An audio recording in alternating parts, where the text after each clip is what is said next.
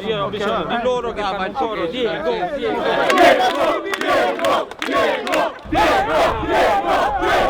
visto Maradona! Ho visto Maradona! Uè! Mamma! Innamorato sto! Magari l'esplosione vera e propria gliela facciamo fare rosata.